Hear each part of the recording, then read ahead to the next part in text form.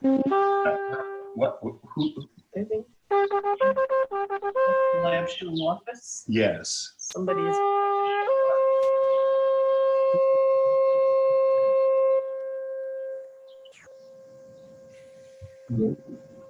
Oh, so this is all the people that's on. Wow.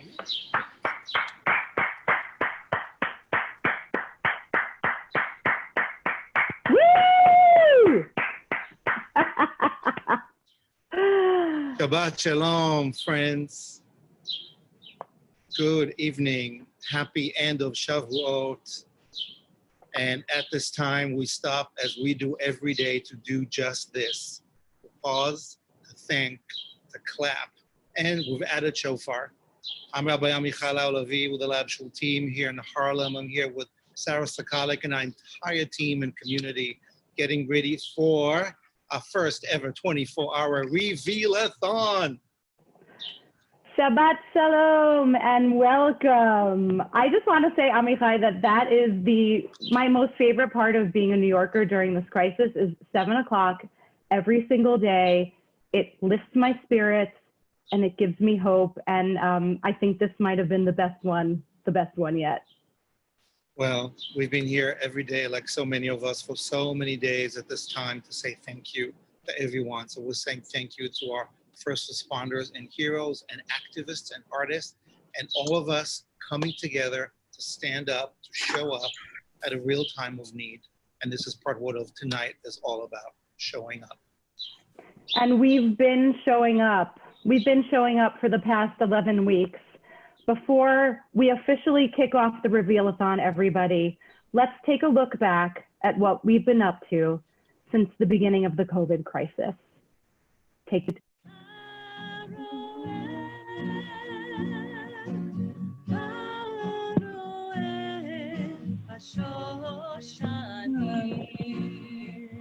Lab Shul's last 7 years of existence have been preparing for this moment. The day that this began, I don't know how, but we kind of like jumped into action. Like we were like some kind of eagle, this like whoosh. I think our first Sabbath Queen 2 months ago, that was so strange. And I was in my living room and we're all just getting used to this. And I remember feeling like I need to 100% be here. And when I stood up and it was L'Chadodi and really invite the Sabbath Queen. This is when we rise, if we can, inside or up. I thought, there she is. She's here. I did it. We're here. I felt it. And we dance to bring in the energy of the Sabbath Queen, the presence of all. Absolutely felt like, whew, energy. Okay, not alone. Presence of the infinite. This is how we bring in the Sabbath Queen in the 21st century. That little innocent sentence was like, whew. Come on, lovers. Let's make some online musical love. Everybody else, here we go. Big moments in history create big shifts. Judaism has always been able to adapt to its circumstances, whether those circumstances are fantastic or horrific. We've reached thousands of people through almost 200 programs over the last 3 months. We're leaning into something that we don't quite know yet. What does it mean for us to perhaps move from brick and mortar being the quintessential notion of gathering towards something else? Inhale, bring our palms up, gaze up to the ceiling. Our arms are still in a T. We exhale, we bring our palms down. It's the responsibility of every generation to figure out the Torah for themselves. If we disobey the rules, we'll be punished? All of us? We imagine and invoke a shelter of peace spread over all of us, all of our people, all people. It's not just for me. I think it's for other people to show up. That's what builds community, is showing up. Anila Dodi Dodili. Shira, I see you, kissed you. Mwah. Mwah. And Katie, I see you too. Shabbat Shalom. Mwah. And Michael, boy, do I see you, brother. Mwah. And Harry's there, and Greta in St. Louis. I'm rediscovering a lot of my work in a new way.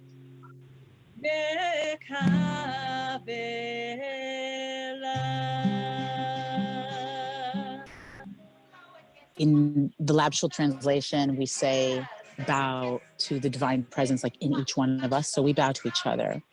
And I tell the kids to come close to the screen and we bow to the light in each one of us. The kids, they come right up to the screen and then we're like, yeah, dancing in the garden, dance with me. Like a whole story can come to life. One of my favorite moments is what we call the epic, I call it the epic spotlight dance party at the end of some of our gatherings.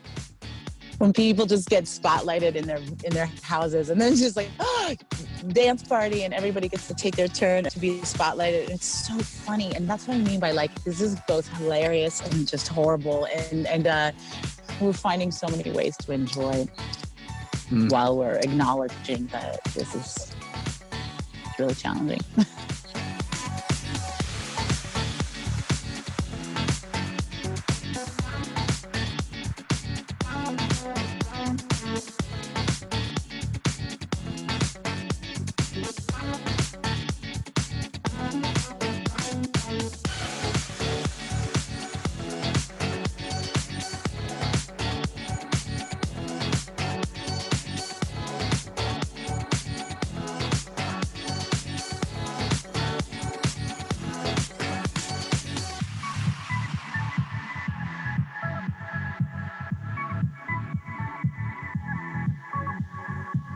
The truth is that we're all interconnected in ways we always knew, and we now know more, and it's on us to own and honor that.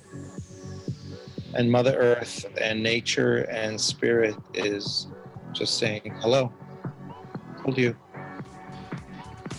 See what's being revealed.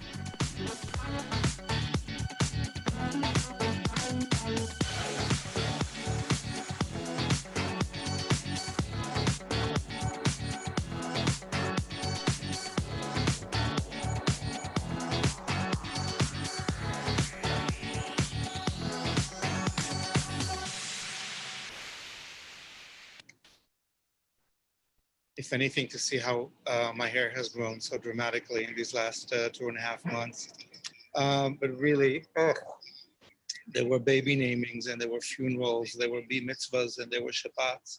We've been standing for Kaddish every day for 75 days at our soul spa. There have been so many moments of connection. And right now, we are really just aware of what it means to show up on these screens for each other. Sandy just shot this video with Kyle in like 5 seconds. Thank you so much for being here now with all these memories. Amichai, I've been, this is like my quote that I've been saying. I think it was in the video, in fact. Like I've only been with Lab Shul in my role for the last 3 of the 8 years we've been in existence. But I know that as a pop-up shul and as a social justice organization, we have been preparing for this moment. We didn't know it was going to be this moment, but as a pop-up shul, doing rapid response, showing up, we've been preparing for this moment without even knowing it. And it's really, it's enormously gratifying. So I want to say that tonight, friends, we are here for 24 hours of content, of conversations, of questions, of revelations. We are on the very last day of Shavuot, the holiday of Revelation. We are in the middle of a moment in American history which is full of rage and full of the claim for justice and a lot of frustration and confusion. And we are standing with our siblings and families all over because we are here for justice and for dignity and all people.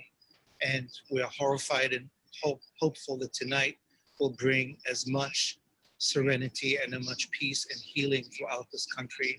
We stand with all, and we know that Black lives matter, and we know that our lives are here to justify all lives wholly. So tonight, for 24 hours with friends who are now joining us from our board and from our community, We're going to ask real questions about what is this moment of Corona revealing to us about us now and about us next. And thank you for joining us, for being part of this huge conversation with respect and hopefully with laughter. And I, for now, seeing Michael Dorf and Sarah Connors upstate, I'm going to raise a glass and we're going to, in just a little bit, fill it to be here with a glass full of intentionality. Amen. Amen. Amen, Amichai. Thank you for that intention. We really needed that at this moment. And in the spirit of showing up for others and in delving into this moment about what is being revealed to us, let's talk about why we're here and what is going to happen over the next 24 hours. That's you. Tell us what's going to happen. We are going to be in conversations all night. The schedule is up. I'm going to be up right here in my backyard, nonstop, 24 hours. So Sarah and all of us, we're inviting you to join us for part of it and all of it. The more you stay up, the more interesting it will be and all interconnected. And we are raising funds for all the right causes. And we've been working so hard to make sure we're really supporting us and everyone else as well. We'll be in conversation with artists and visionaries and leaders from all walks of life, from entertainment and media to politics, news, spiritual gurus, and more. So check the schedule and see what interests you. And we'll be here for 24 hours. We're going to delve into how this crisis is changing our lives, changing our perspectives, and our relationships with each other and with our planet. So tonight we're raising money for Lab Shul's Thriving Artist Fund. And that is so that we can support independent musicians and poets and actors and dancers and all the folks that really fuel our artist-driven community and mission. We've also brought on 2 partners that we are raising funds for this evening that have direct COVID response action. So the first is the First Responders Children's Fund. They help children who have lost a parent in the line of duty and are enduring financial hardships and are experiencing tragic circumstances. So these are the first line workers in the hospitals who've been sleeping in hotels and people's couches. And these are the kids that are benefiting, and we'll hear more about that later. And the third fund that we're raising money for this evening is the National Day Labor Organizing Network's Immigrant Worker Safety Fund. And this is a fund that supports day workers, mostly immigrants, that are just struggling to make ends meet for their families, traveling from city to city, town to town, whether they're doing construction or gardening or farming. These are immigrant workers. We'll hear a little bit about them later. So with that, friends, tough times, but here we are. I see beautiful faces of just the first group of friends who are joining us on this night. Esther Perel, my dear friend and yoga teacher, if I may say so. Shul Partners. We're planning a yoga in Yiddish series. Don't tell anyone. David, Rosa, and Reveal-A-Thon down in Tribeca. Hi, friends. Toda for being here. And our host for the night, Michael Dorf, together with Sarah, up in the Catskills. We were going to be at City Winery for our annual spring gathering at the new City Winery. So instead, got a City Winery bottle of wine. And I'm inviting you, my friends, at this point, if you are drinking tonight, to maybe begin and to invite ourselves into this privilege of being in true conversation. So Toda for joining. Priya Parker, our dear friend, is going to join us in a few minutes via video. She couldn't come at the last minute. David Broza is going to sing us a song. This is like the kickoff cocktail party. Love from City Winery to get this 24-hour going. And I want to ask you, beautiful group of friends, a question. We'll start now, watch Priya's video, and then continue. As friends, as leaders, as teachers, each one of you with so much impact on the world these past days and with so much at stake, what has been revealed to you personally about you at this mad time? That's like the kickoff quick question. The big question is, what is this moment revealing to you, to us, about us? About us as people, in whatever community you feel right now you're focusing on. So we can prep ahead. Big questions. We're just going to ask you for a short answer. This 24 hours is going to be about that. And I know you're going to be with us for a bunch of it. So welcome again. I'm going to start, L'chaim, to a cup half full with showing up and with abundance. Michael, thank you for your generous wine. And L'chaim. And so Michael, I'm going to start with you, amigo. You and Sarah, you've been up there for so long. What is this moment revealing to you about you and then about us? Well, we've been up here for 80 days with a couple mini short trips into the city for various things. I would say, if I was to put it into one word, the value of oxygen. It's been amazing. Not just, the unfortunate breathing that we now realize is so important and has created all the civil unrest, but what was revealed over the last 10 weeks for me is how nature thrives with so much clean air and oxygen, and how the world seems to be spinning in a more positive direction as far as nature is concerned. There's animals everywhere, birds everywhere, snakes and turtles and foxes. Sarah has this relationship with this couple little foxes that are coming to our house. They're so cute. Bears and was that what you were going to say? No, should I tag on? Yeah. Wait, now? bears? Wait, did you say bears? A bear swam in our pond. There's just so much. The leaves are bigger than I've ever seen leaves. We've been able to watch the grass grow. I mean, what an incredible, lucky privilege to be able to watch grass grow. And I thought I'd never, ever say that. And I will, segue to the beauty of nature for sure. We're up here. It's just magnificent. And we're very grateful to be up here. And the stories within it of the little creatures and their paths, and we're getting to know the circle of life around us. And I have a poem because coincidentally, my dog was out barking at the geese and they barked back. And it was a very comic little scene of putting the dog in its place. And then I happened to come upon a poem by Mary Oliver called Wild Geese. Yay. You do not have to be good. You do not have to walk on your knees for 100 miles through the desert repenting. You only have to walk, you only have to let the soft animal of your body love what it loves. Tell me about despair, yours, and I will tell you mine. Meanwhile, the world goes on. Meanwhile, the sun and the clear pebbles of the rain are moving across the landscapes, over the prairies and the deep trees, the mountains and the rivers. Meanwhile, the wild geese high in the clean blue air are heading home again. Whoever you are, no matter how lonely, the world offers itself to your imagination. Calls to you like the wild geese, harsh and exciting, over and over announcing your place in the family of things. What's that? Couldn't have said it better. Sarah, thank you for bringing our first guest poet tonight, Mary Oliver of blessed memory, and giving me my first tear, of hopefully many. That was easy. Easy start. To hear you say, yes, just watching the grass grow, Michael Dorf, amen. Here's to the privilege of us being able to be here. Huge privilege. We're so aware of enjoying nature, of breathing, of being present, and of poetry.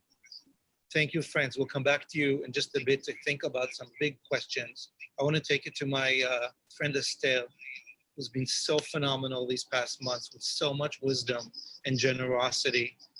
We'll talk about the yoga some other time. The moment I said yoga in Yiddish, Esther, I'm starting to get texts. Really? Hello, my dear. Hello to you in Woodstock. Hi, Michael. Hi, Nili, David. So, I mean, I could talk about the nature because there is, in the midst of tragic, sometimes there is your attention to beauty and even your attention to joy. But I also think from where I stand, what's been really revealed to me more than ever is how disasters operate like relationship accelerators. When life is short and mortality hovers around you, you suddenly say, what am I waiting for? And your priorities get rearranged and the superfluous gets thrown overboard and you are in touch with the essence and you ask yourself, you know, is this it? And then you either have, you know, life is short, what am I waiting for? Let's have babies, let's be together, let's make a life. Or life is short, I've waited long enough, let me out of here.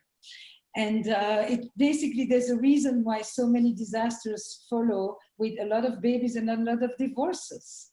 And that function of the accelerator really has been, and I think one of these things, of these essences, is what we're seeing now. It's really, we've known the world we live in. You know, it's not, racism isn't new, it's just that it's being filmed. And so, and we've known that not every life seems to have the same value. It's always been this way. And it's disturbing.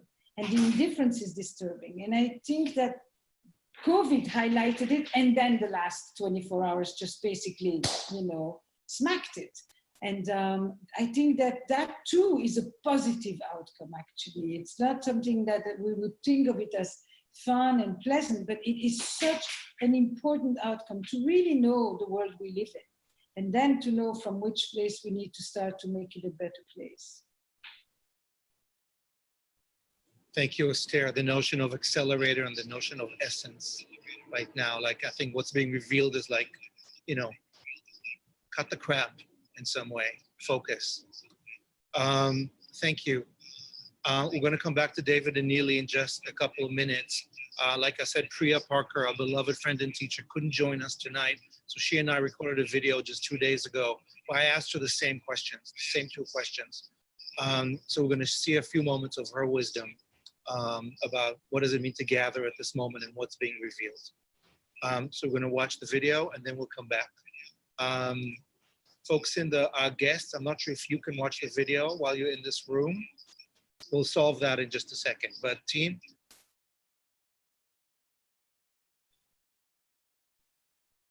Hello, my friend Priya.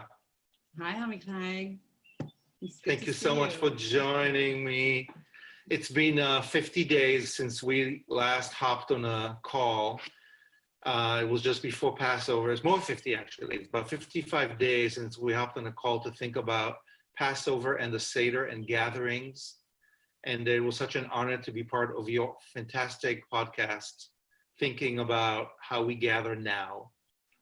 So it was an honor to have you on, and you really helped frame our opening episode, which was called "How is this night different than all other nights?" So we're still asking that question so many nights later. So thank you for coming on. What we're doing tonight, and you are really our first conversation of 24 hours worth of questions, conversations, revelations. What are we learning 60, 70, 80 days later about us as individuals, about us as a we, and what are we beginning to see that's revealing to us about our future in ways that are affirming and the way that are encouraging us or need to pay attention to. What are you learning? What are we learning about the notion of gathering into this next phase of our human being with this digital and with this fear and with these screens and with so much anxiety and goodwill? What are you learning? So that's phase one. I think the second phase that we're now entering that I'm watching very closely is this moment of emerging, and people are emerging around the country and at different states in different ways. And I think one of the gathering will fundamentally change. And in this phase, we're thinking about how do you socially distance gather. I'm seeing photos online of people, you know, hugging through plastic sheets or wearing these like 6-foot foam hats at restaurants, at tables, to kind of know if you, whether or not you're touching one another. Like we're experimenting. But one of the, my background is in conflict resolution, and one of the things that I'm seeing now that I think will be important as we begin to reemerge is what I'm calling, the term the DTR, define the relationship. So it's a term sort of from like, I think it originally is from Seinfeld, but it's from sort of dating in the 2010s. And it's the moment in a dating relationship when some event triggers the frustrated conversations like, what are we doing here, right? Are we together? Are we not? Are you my boyfriend? Are you not? Are we changing our Facebook status? Are we not? And in conflict resolution, there's this idea of making the implicit explicit. Right? In any time when you're bringing together parties, it's the pre-dialogue phase to actually name the terms. And I think we're starting to get into a phase now as we reemerge into public life where we need to have the DTQR, which is defining the quarantine relationship. Pool party or in-person gathering. I know this is a controversial topic in a lot of houses of worship. How are we going to do this? What am I comfortable with? What are you comfortable with? Is becoming political. And I think an opportunity for conscious conversation is to actually have a conversation with self, have a conversation with your quarantine pod, and then have a conscious conversation when you're beginning to enter these spaces of how do we gather here? Are you asking if everybody else has been social distancing?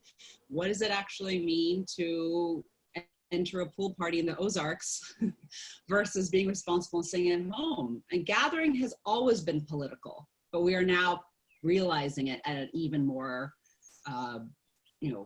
bolded, highlighted way. Wow. DTQR. The DTQR. DTQR. I always say this, that, gatherings are not, and when Casper and I spoke with you, I think it was 2 years ago on stage in person, I said this then, which is, gatherings are not just the we, right? If you only have a we and you have no I, that is a cult, right? Where everybody has to be exactly the same in every way. But if you only have 1,000 I's, then you have a federation. And part of the art of gathering, whether virtual or in person, is the healthy balance between the I and the we. And so selfless is some element and selfish is some element, and both should serve the purpose. What is the right size of self and what is the right size of other? And going too far on either is not healthy. So what I'm hearing you say, very profound, that what's being revealed right now for us as a society is how to better balance the I and the we, the sense of self, the sense of larger self. And as we gather on Zoom, in person, politically, religiously, actively, lovingly, this is a heightened reminder for us to be conscious and specific. Yes. In what does it mean to take care of self, take care of others, and find the balance. And when there's disagreement, which is what conflict resolution is as a field, when there's disagreement between the I and the I, or the I and the we, what as a family, what as a community, what as a house of worship, what as an experiment do you choose to consciously center? So let me ask you one last question. What's giving you hope right now? I think you and Lab Shul are. I think, and I don't just say that, the reason I continue to love being part of this community is because whatever you model, taking the wisdom of the ancient but applying it to the very real need right now, and not pretending that the need right now is the need that it used to be. And I think when I see communities like Lab Shul and others figure out and use tools and run experiments to say, how do we still practice revelation? How do we still connect? How do we still figure out how to keep this place afloat? And how do we do this based on our principles? I feel hope. Thank you. Wow. Priya Parker. The conversation was a little longer, but we edited just for the gist, and we are so honored to have her with us as a teacher, friend, and leader. More friends have joined us. 1 second, I'm sorry. Dealing with another audio link here. Priya Parker, our dear friend, thank you for sharing some of her wisdom with us. More friends joined us in our cocktail party here at the City Winery. We'll welcome Marina and Ruth and Stephen and more in a moment. But we want to take it back to David Rosa and to Neely down in Tribeca and asking you, my friends, you've been working super hard and being so generous with your time and talent. And what are you learning about the world right now? What's being revealed? David, I know we're going to enjoy a song of yours in a couple of moments that you prepared for us. We've all been together at a few Zoom moments these last months. What are you learning? What's being revealed for the world?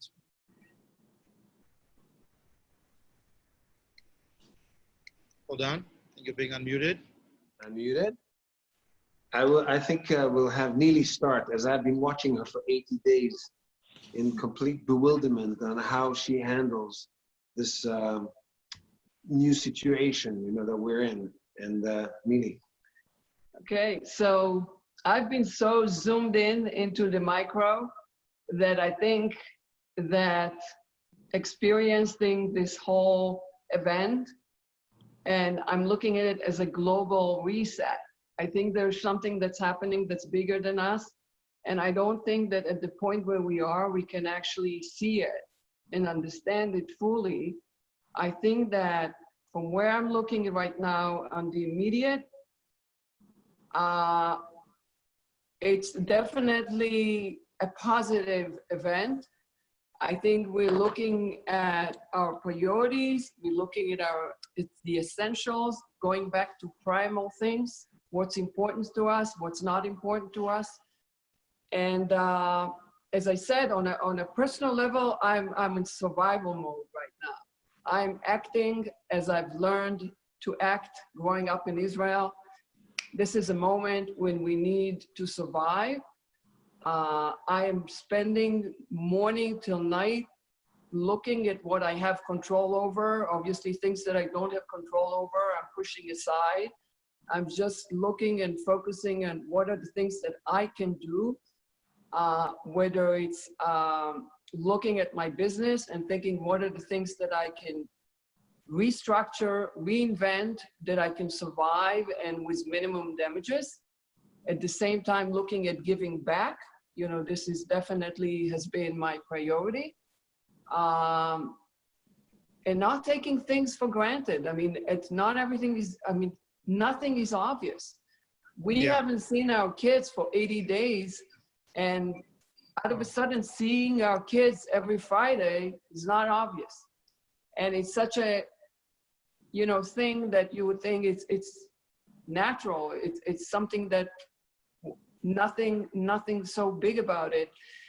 And yet we can't touch it. It's not available.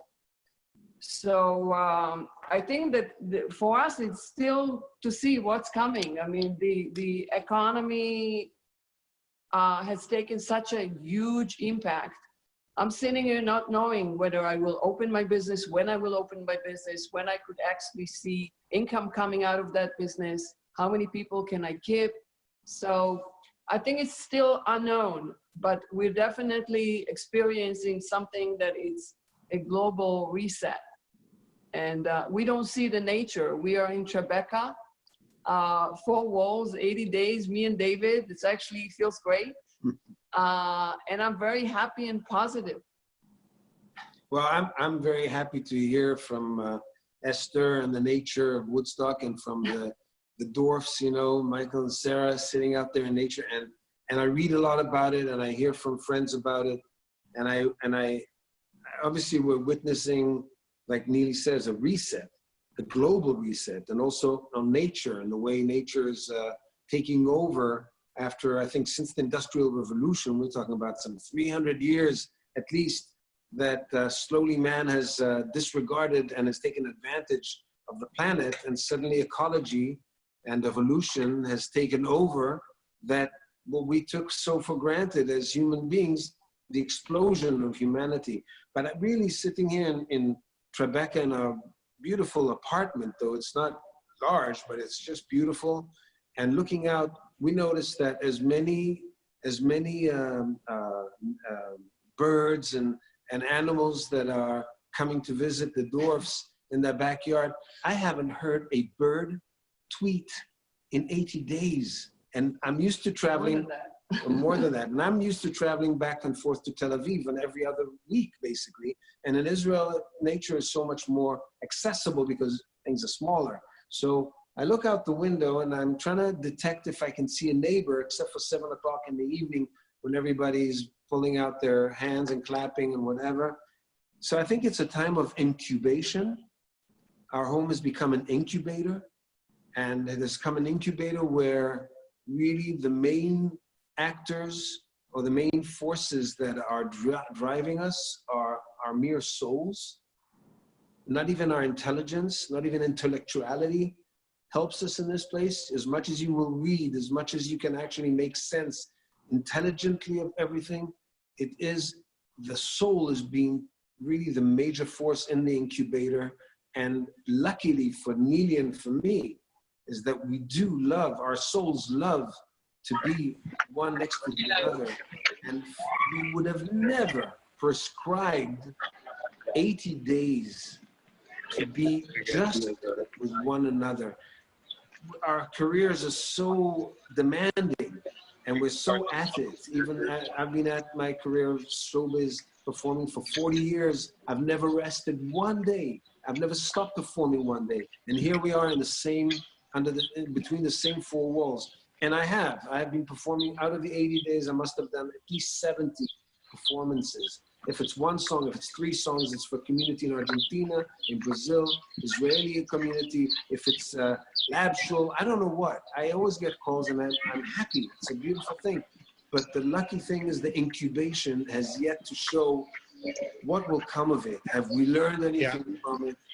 And will we learn anything from it? And I think it's pretty close to the first steps out of the homes without social distancing. All this thing is yet to come. So the blessing is that we're able to walk through this and hopefully make through the threshold. And so for that, I raise a glass and say to humanity, to the souls of everybody, and may this be a beautiful 24 hours of enlightenment. And thank you. Amen. Thank you for this wisdom, friends. David, one of the things that's been helping all of us is music in so many ways, including yours. Thank you for recording a special song for us. We're going to play it right now. Friends in our room, you might not be able to hear it, but everybody else is. Give me the link. David Rosa, thank you for this song for tonight. And after that, we'll come back to end this cocktail party and celebrate a special, special moment. So don't touch that dial.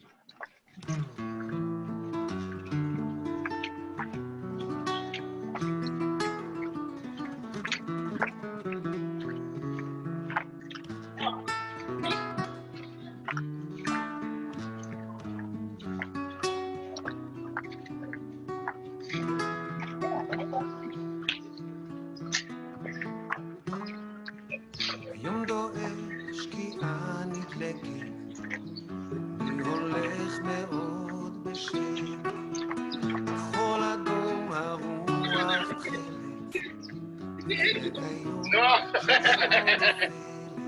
היום ים לסגור, העיר מנגד,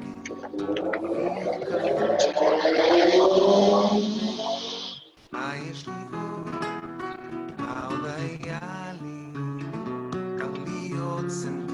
sentimentali, מה יש לי עוד, מה עוד היה לי, מותר להיות סנטימנטלי, מותר לומר למוח חרף, גם המחר ימות בערב, גם המחר ישכב לנו, בלי שכר כגר שבור, מה שכאן רתח בקצב, היה קטן על סף העצב. היום יתאח ועיר נדלקת ואיש קטן ילך בשקט.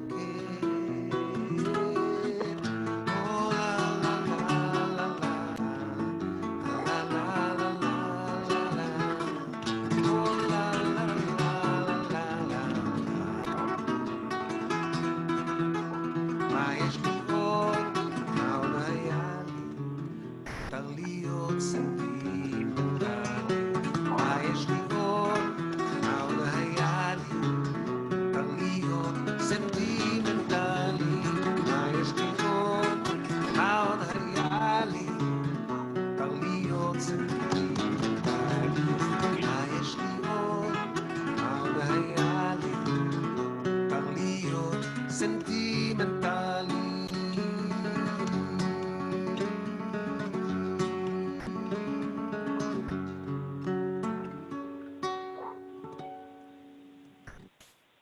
Amazing, David Broza.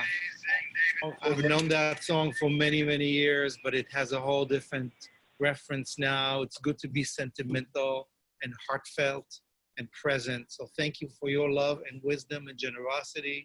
David Broza and Reveal-A-Thon, Esther Perel, teacher and wise woman and dear friend and lab shul holder. And Sarah and Michael, we're running a little bit short on time in this crazy marathon of ours. So we want to invite us in just a moment to transition from this conversation that is far from completed. What are we learning about us now and next? And I look forward to having that with you throughout this night and tomorrow and soon more. But we have some friends who joined us in the room. Ruth Price, my husband Stephen, are dear friends. Ruth became the first Lab Shul B mitzvah, not as a teenager, just a couple years ago, and is now part of our Generate group called Boomers Plus that has really been investing time in what does it mean to age at all time and at this time. And Ruth happens to be turning 80 just a few days. Marina Kaufman, who's in our room, together with her husband, Stephen, has been the mother of storytelling and the grandmother of Lab Shul for more years than we can all count. And Marina just turned 80 on Friday. So, and we have one more grand dame who is turning 80, and that is Barbara Klein, Shira's mom, who hopefully is joining us in just a second, together with David Klein, who you may have watched earlier blow the shofar, because David Klein has been our shofar blower for all these years, and Barbara is a challah maker extraordinaire and many other things.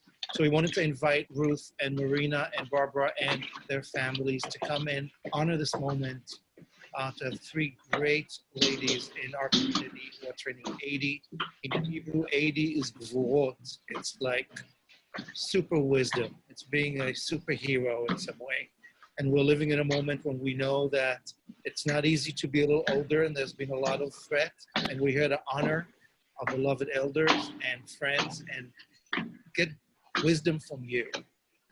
So for the next really just 3 minutes, we want to invite both Marina and Ruth to maybe share with us 30 seconds of a blessing before we're all going to light candles together to bless you and take your fire into our fearless fire that's coming next. And thank you again, our guests, for being here, for helping us honor a community, all faces, all nations, all types. Marina, do you want to start? Maybe just share just a couple of words.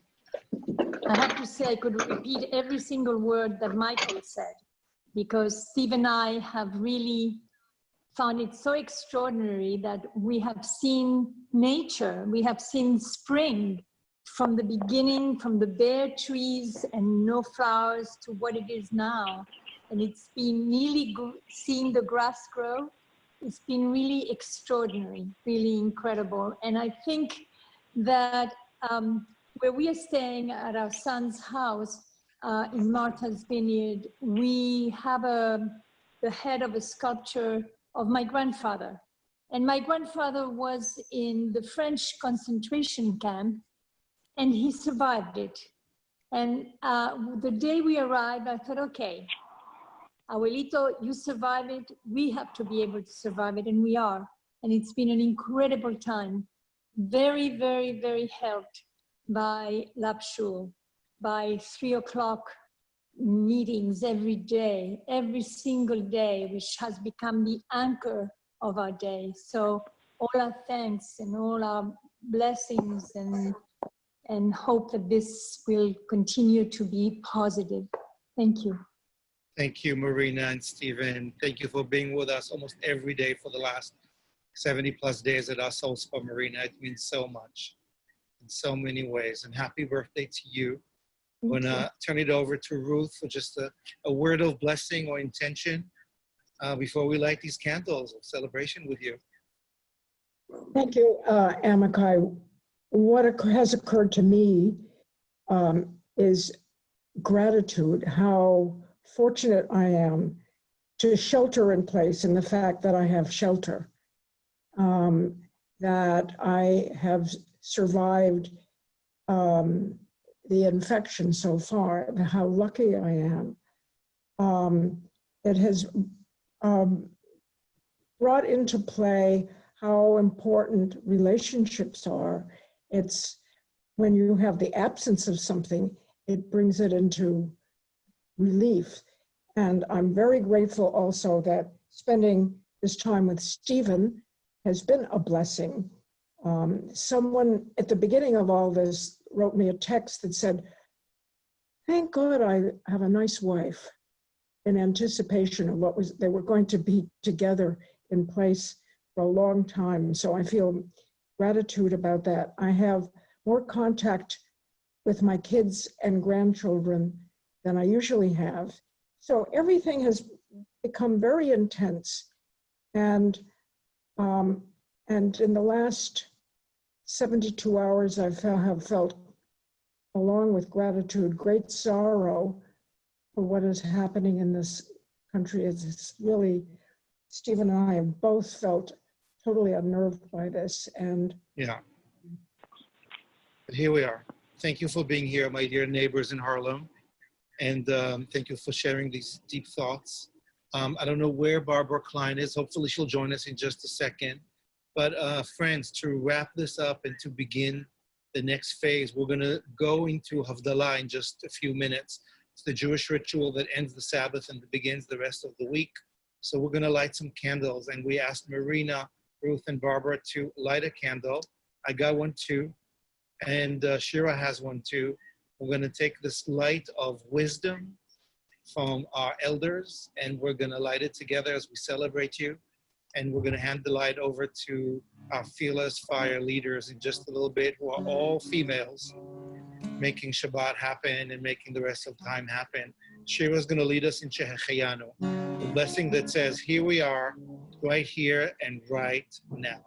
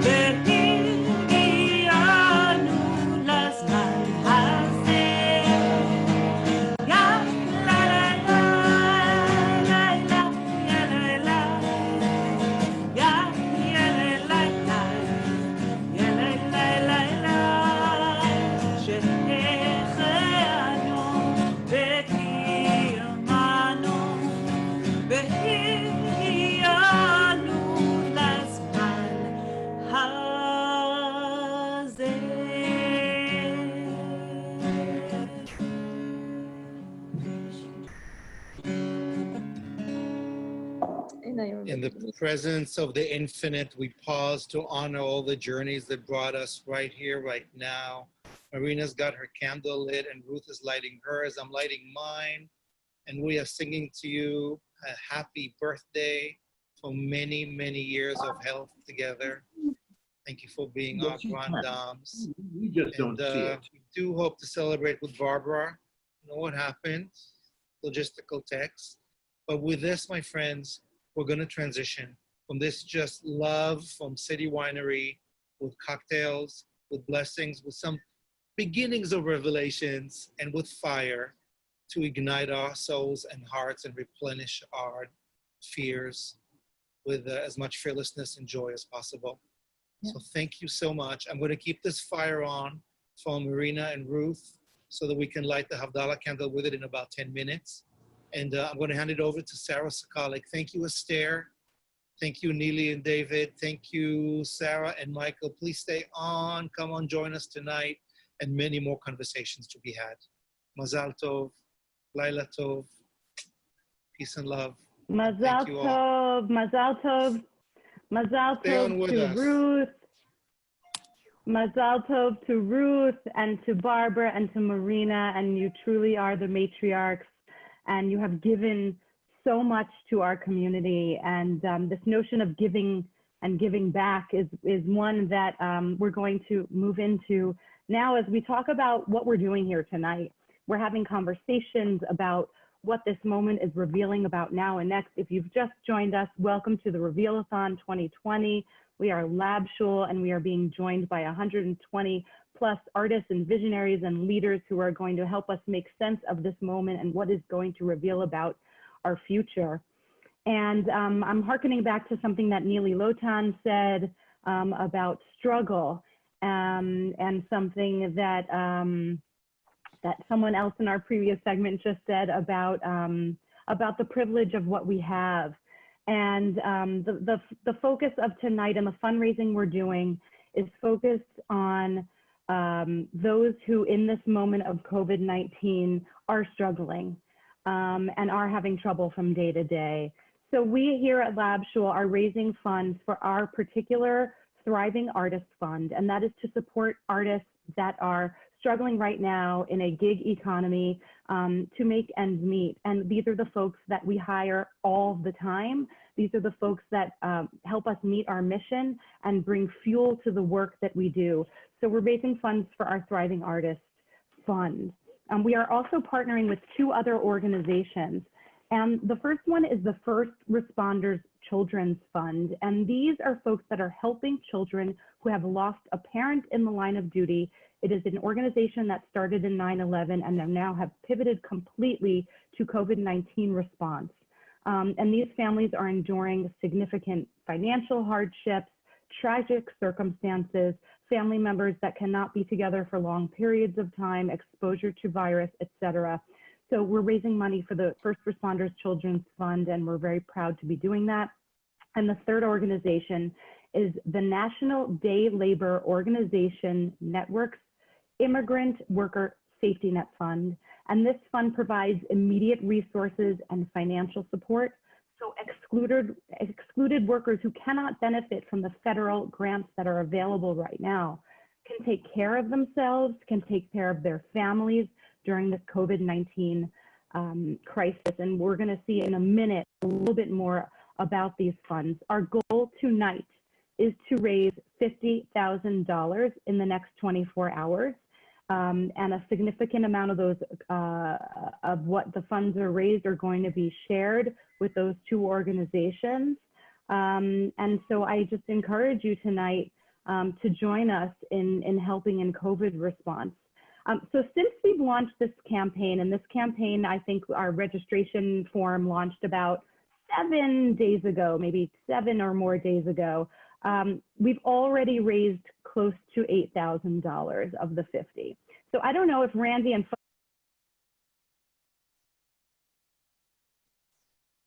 it's a mountain in our Revelations theme, and we're hoping to making it to the top of the peak by the end of the 24 hours, and then we'll have reached our 50,000. We're at about 77,000 now. We know that we have more than 1,000 people that have registered for this Reveal-A-Thon tonight. And I know that if you're seeing 100 and some odd participants, that means multiple people in various homes, and folks will be joining over the next 24 hours. And that doesn't include the people who are watching on Facebook Live. We see you, and we have moderators Facebook Live. So we have folks that are going to be welcoming you too. If you're appreciating what you're seeing, if it's resonating with you, if it's moving you, we have about 150 artists and visionaries, leaders that are going to be contributing their time tonight for these efforts. So please take out your phone and donate, your computer, your checkbook. There are 4 ways that you can donate this evening. You can do so, and I don't know if we can put those on the lower thirds now, tech team, or not. We'll see if we can do it. This is the first time we've been doing this. I'll just note this is a brand new technology. That beautiful little screen that you're seeing around me, and the in and the out. This is a new technology that has been developed 6 days ago. So I just want to give props to our tech team right now, who's been working more than 48 hours straight to make all of this happen. So I hope you're enjoying. And if you are, you can donate at www.labshul.org/donate. You can select the Reveal-A-Thon 2020 drop down. You can contribute through Venmo, and it's as simple as @LabShul. So that's the at sign at LabShul. We also can accept donations through PayPal, and that is with Storytelling Inc. And Storytelling is our originating previous incarnation before we came LabShul, when we were a theater company. More on that another time. And you can certainly contribute with a personal check and send it to our address. We'll put that address up. You can find it on our website. And so it's totally okay, Boomer. You can write a check.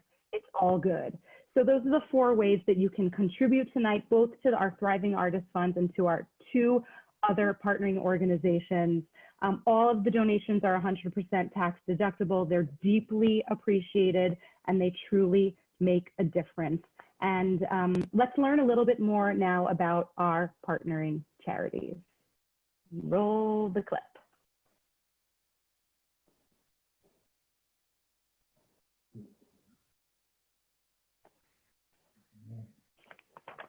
I think the first is the Immigrant Workers Safety Net Fund, if I'm correct. And if not, we can do the Children's First Responders.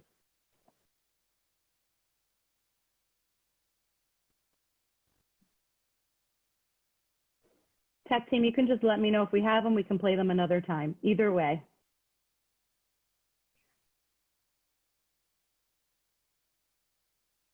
Great. So the tech team is getting these videos set. They're lovely, important, moving. It's so important to see what else is going on out there in the world. We've been really on the first lines of spiritual care. And what we wanted to do tonight is partner with organizations that are helping people on the front lines of physical care. So that's what we wanted to do, and round out some mission-aligned charities that we could help benefit with the power of our Reveal-A-Thon and all of the folks that we're bringing on screen tonight and tomorrow through 7 o'clock. We started with a clap and hooting and hollering. We're going to end with a clap and hooting and hollering and shofar blowing. So I hope you'll stay with us. We have small interstitial moments that are going to happen with more than 40 contributing artists.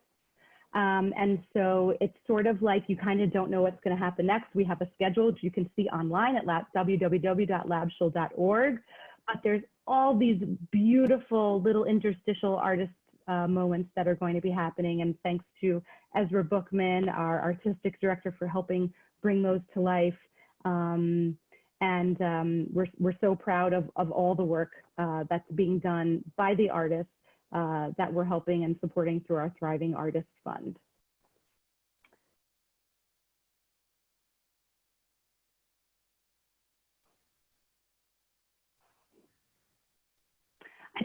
Hello. My name is Jillian Crane, and I'm the president of the First Responders Children's Foundation. As you can see, I am also sheltered at home in New York City. The First Responders Children's Foundation started in the wake of 9/11 to take care of the children who were left behind by those first responders who made the ultimate sacrifice on that day. And since then, it's been almost 20 years, and we have become a national organization taking care of first responder families all over the country. We've given scholarships and health grants, and we've done educational programs with many first responder communities. And now we have put all of our resources into the emergency COVID grant. We are asking everyone to help us support first responders who rush into danger to protect us and to protect our families. They are the people we call when we need an ambulance, when we pick up the phone and dial 911. And now more than ever, we need to help our first responders who are in every city doing everything they can to help stop the spread of this virus. So I ask you to please join us. Go to our website at firstrcf.org, the number 1 strcf.org, and donate anything you can. It's a difficult time financially for everyone, so $1 will make a difference. $5 will make a difference. We appreciate everything you can do for us, and we promise we will be there as we have been for the past 20 years for the first responders all over this country. Thank you very much.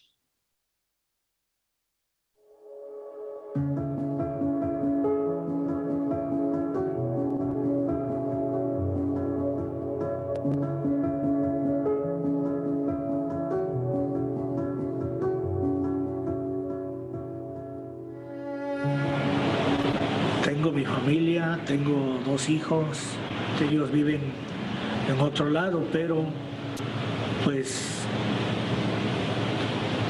ahorita lo que más me preocupa es que estemos bien de salud, porque con estas cosas que están sucediendo, pues la verdad sí me pone a pensar y pues tengo algo de preocupación más por ellos, por mí, por toda la gente.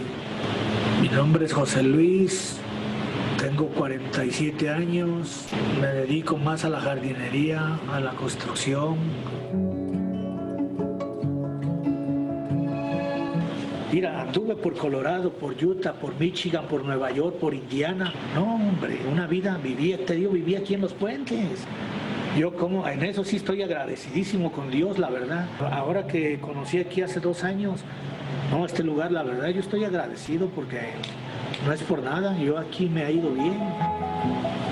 Pues sí, ahorita en este momento lo que yo desearía de que, pues si hay alguna persona así que tenga, por decir, o alguna fundación o algo, o programas, de que sean gentes que sí pueden económicamente. Sí, yo les quisiera pedir de que si podrían hacer algo para poder ayudarnos a nosotros, así que dependemos pues de nuestro trabajo y que pues no somos como lo dije hace un rato, no somos de gentes de negocios, nosotros vamos al día, pero sí, si hay personas que pudieran así pues hacer algo por nosotros, yo se los agradecería de todo corazón.